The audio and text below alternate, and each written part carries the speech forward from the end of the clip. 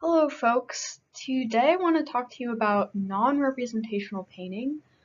I want to talk about what actually is non-representational painting or non-representational art in general, and then how you can go about designing an intriguing non-representational painting. The first thing I want you to think about is to guess a definition for non-representational painting or non-representational art. If you've taken art appreciation before, you may already know this. Non-representational art is any sort of art that is not easily recognizable as a specific person, place, or thing. Instead, the subject matter is ambiguous. It can be made up of imaginative shapes, lines, blended areas of color. You may be familiar with artists like Jackson Pollock or Mark Rothko. They're two great examples of non-representational painters. People often use the terms non-representational and abstract interchangeably. However, abstract can encompass things that are recognizable as a person, place, or thing, but just changed from how they would look in real life. Whereas purely non-representational art wouldn't clearly look at like one person, place, or thing. One way you can test if a piece of art is non-representational is by showing it to many different people, and if they all see different things in it, then you'll know it's truly non-representational because it's not consistent. It's sort of like a Rorschach ink blot, those ink blots where you show them to people and they just sort of free associate, and they might see a variety of different things depending on the day, depending on the person. Okay, so I'm going to cover some useful rules to design an interesting and harmonious non-representational painting.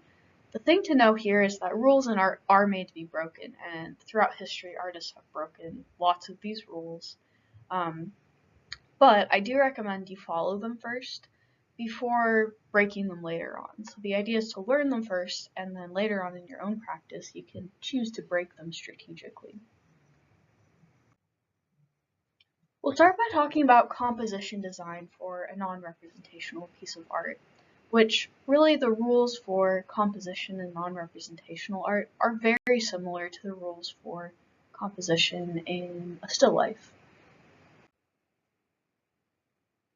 As we go through this, you might consider what are your favorite and least favorite paintings in the slideshow.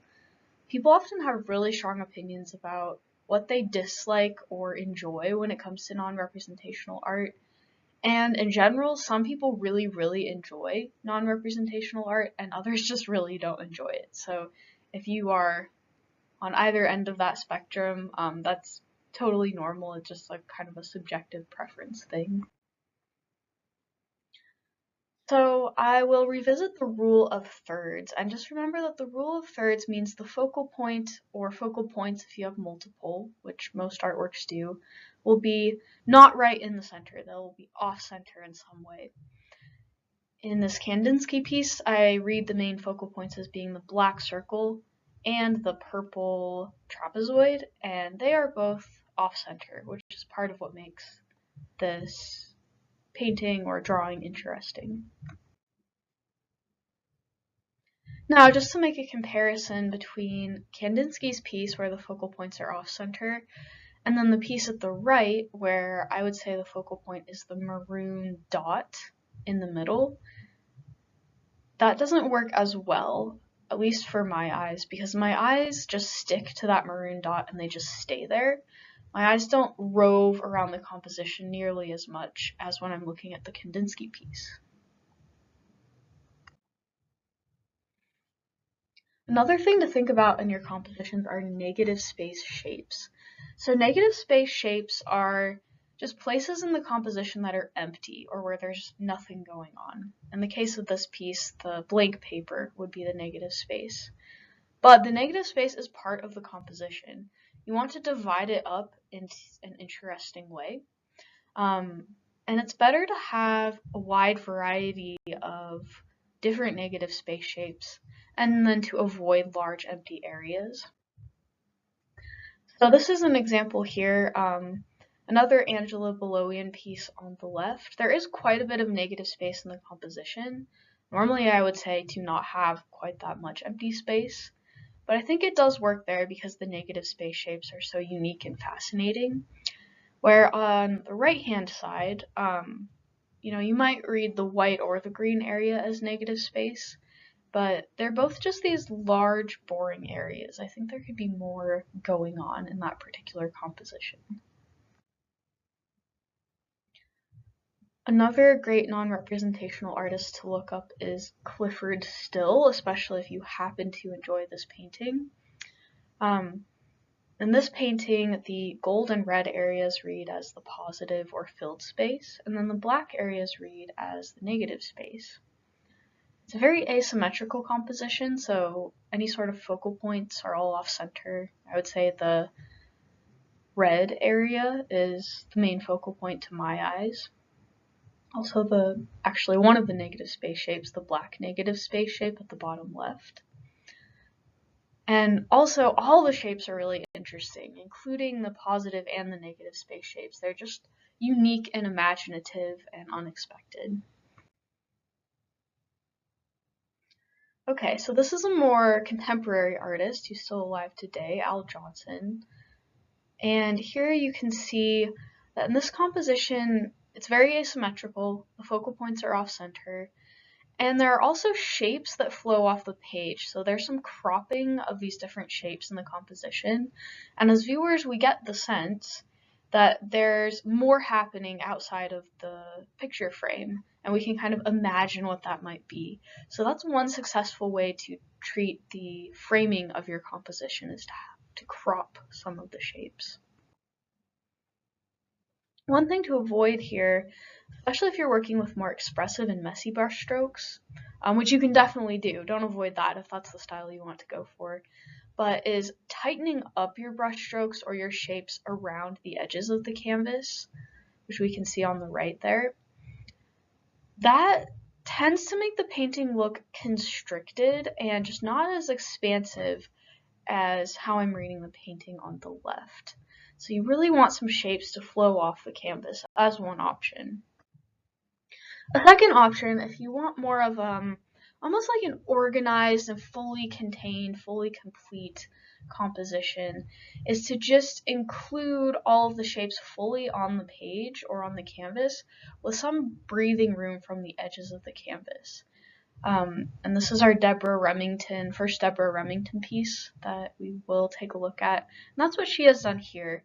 So once again, focal points are off-center. She's using many imaginative, positive and negative space shapes. She is referring to real life a little bit just because of that color gradient she's given at the bottom of the composition. That gives us the sense that this strange object is resting on a surface. And then also it's just fully contained. So this painting has, at least for me, a very harmonious, steady feeling to it, whereas,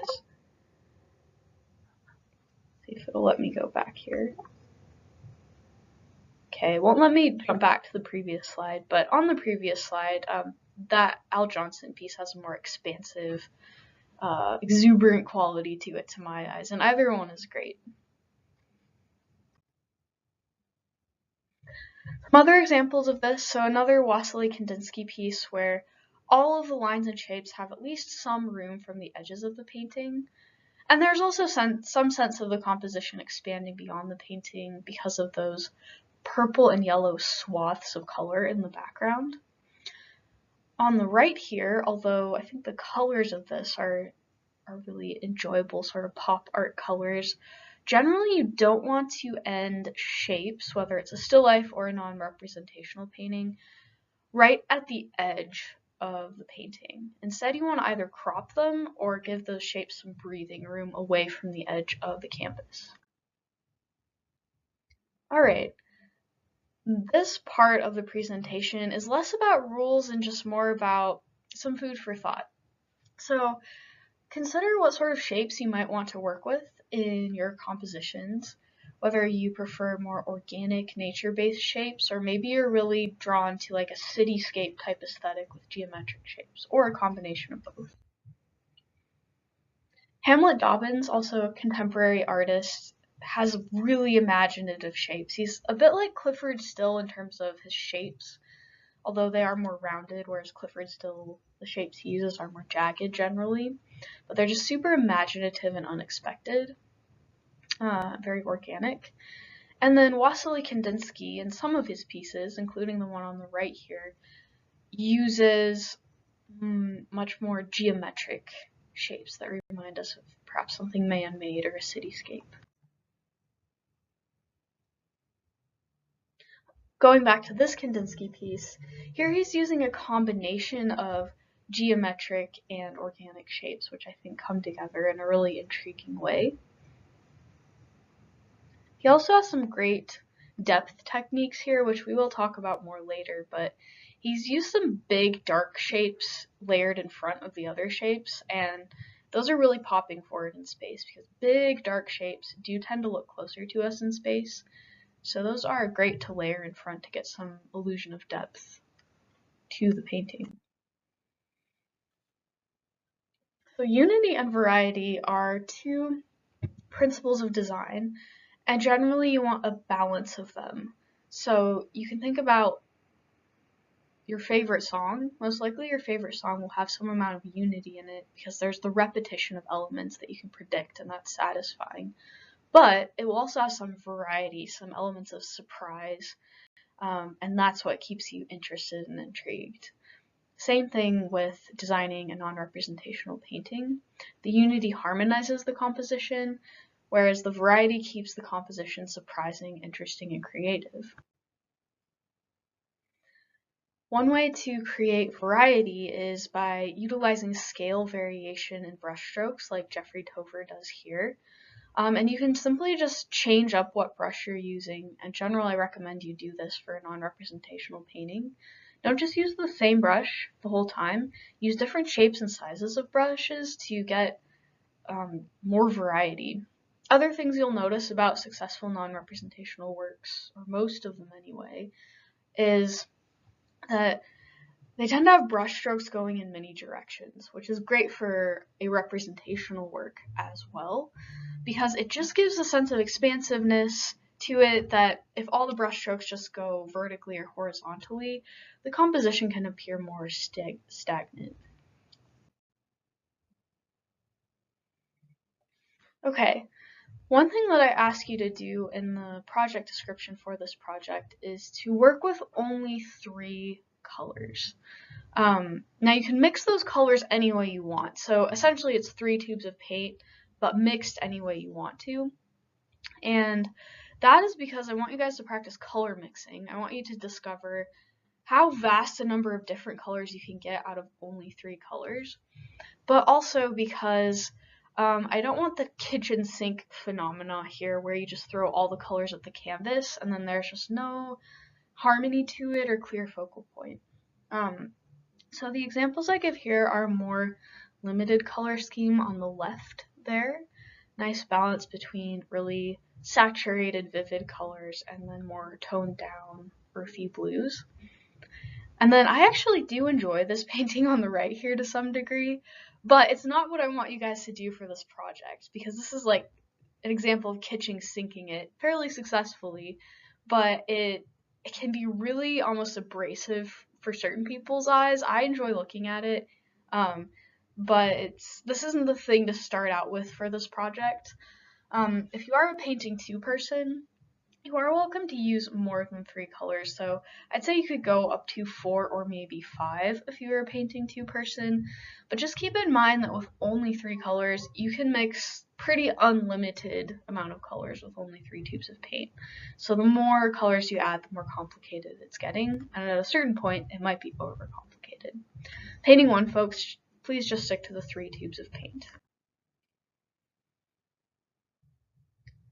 Okay, so also some repetition of shapes helps harmonize or add unity to a composition, like in this Tim Parker piece. I think there's a good amount of unity and variety going on there.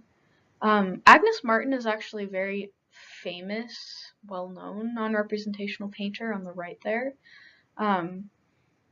Her compositions are very soothing and meditative. I do enjoy them. I think others do as well, but this is not what I'm looking for this project. She focuses a lot on unity, and the variety is very, very subtle. But for this project, I'm looking for more of a clear balance between the two. Okay, next we'll cover depth. So when I say depth, what I mean is illusion of depth, which can also be referred to as the illusion of distance or the illusion of space in a painting.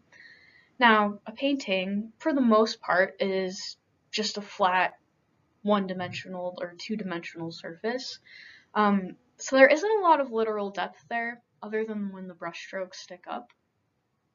But in general, there's not a lot of depth there, so any depth that we read in a 2D artwork tends to be based on illusion. Now, how do you create illusion of depth? There's a lot of different ways you can do that, and that is one thing I will look for in this project. So some really simple ways are, number one, overlap.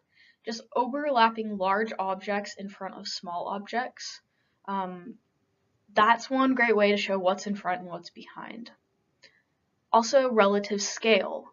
This just means that you put or overlap larger objects in front and smaller objects behind. Vertical placement is a little trickier, but for most people, objects that are placed towards the bottom of a composition tend to read as being closer than objects higher up in the composition. And that's because that's how we experience most parts of landscape when we're walking through the world. And then linear perspective, if you don't know what that is, it's totally okay, but if you do, you may want to use it in your painting. This is 1, 2, or 3-point perspective, and it's where lines recede towards a vanishing point. If you've taken drawing 1, you'll be more familiar with that. If you haven't taken drawing 1, don't worry about that. You don't have to use it. Okay, so this is an example of a project created by a previous student, and she mainly used just layering and overlap to create illusion of depth here. She also used relative scale in a lot of places, where in some places she did put larger things in front, or she just varied the size of her rectangles, where the larger ones have the illusion of being closer, and then some of the skinnier ones have the illusion of being farther away. Okay, another great student example here. So here we've got diminishing scale in terms of the snowflake shapes. Those get smaller as they go back. And then we also do have some vertical placement, where in general the objects towards the bottom of the composition read as closer to us. Okay, this one's a pretty simple illusion of depth. Main illusion of depth is just diminishing scale or diminishing size of the yellow teardrops. There's a little bit of overlap going on as well. And also, I'll mention that warmer colors do tend to look closer in space, whereas colder colors tend to look farther away in space. So that's definitely the way that the colors are laid out here. This piece by Alma Thomas uses atmospheric perspective, which is the same thing as what I mentioned before, where warm colors tend to pop forward in space, so those are great for closer layers of the painting, and then cooler colors tend to recede or look distant in space, so cool colors are great for the background. Another aspect of atmospheric perspective is texture. The main thing to remember here is that rough, gritty, or coarse textures tend to pop forward a lot in space, so you don't want a rough, gritty, or coarse texture in your background. Instead, backgrounds are best depicted with smooth or understated textures, because smooth and understated textures tend to look the most distant.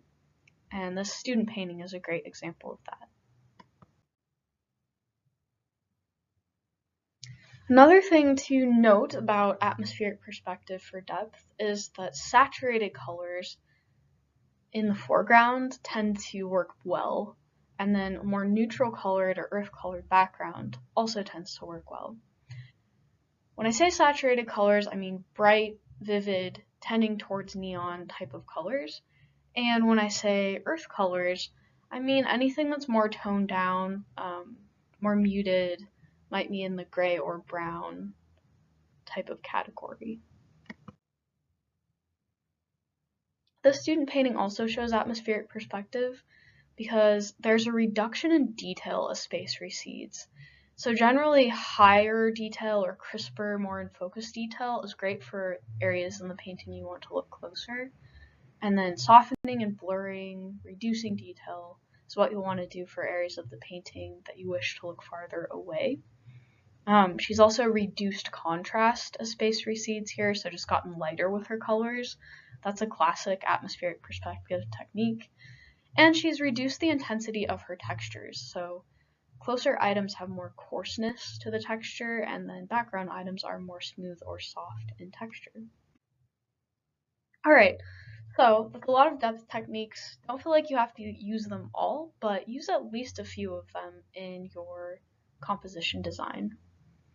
Last but not least, I'll touch on creativity. So creativity is perhaps more self-explanatory, but this is what I say when I'm looking for something that's unique or distinctive. It's unexpected. It's not just a copy of another non-representational painter's style, but it's something that's more personal or idiosyncratic to you, and also something that's unconventional, just unusual or odd, is a great way to be creative. So I think Hamlet Dobbins is quite creative, both with the color schemes he selects, also with the shapes he creates. There's another one by Hamlet Dobbins, once again, very creative shapes, colors, as well as textures. This is a previous student work. He incorporated string into the painting here. So this is one great example for painting two folks who are required to bring some other sort of material besides paint into their work. String is one way you could go, and he painted the string orange in several places. Painting one folks, you are also welcome to incorporate other types of materials into the painting, but it's optional. Another student work, I thought the colors were really interesting. Also, the brush strokes flow in an unexpected way, and I just found this piece memorable. I'd never seen anything like it before. Alright, craftsmanship we'll go over pretty quickly. This is essentially attention to detail, amount of time spent, how finished does the painting look. A big thing to avoid if you want to get full points on craftsmanship is just having any raw canvas or white gaps in canvas showing through. I also look at photo quality, so I just want clear, well-lit photos of y'all's artworks when you turn them in, and then a consistent or developed style. So here I give some examples. So a really sort of thick layering and attention to detail on the left. The painting on the right, I really like it as a start to a painting, but it's not finished yet. For me, there's just too much raw canvas showing through. Same thing here. So at left, there still is too much raw canvas showing through for me. There's some interesting depth effects and interesting textures there, but it doesn't read for me to be as finished as the painting on the right. Which it just has more density of paint. You can tell most likely more time was spent there. Okay, another example here of unfinished versus finished, what I'm looking for. Okay, now here the painting on the left is really great painting. It's simple, but I think effective. The photo quality just isn't great. What I'm looking for is more of the photo quality you see on the right, where the photo includes the whole painting, the edges of the painting are parallel with the edges of the photo, and the painting isn't sloped away from me in space in the photo. I can see it more as if it was hanging on a wall. And that's a really common mistake with photographing, is photographing something on a table. You're way better off putting some thumbtacks on a wall and photographing it on a wall to get a good angle. Okay, some other examples here. Level the textures on the one at left. I think with that one, if they had just done an underpainting of some kind, that could have really helped the painting look more finished without having to spend a ton of extra time on it.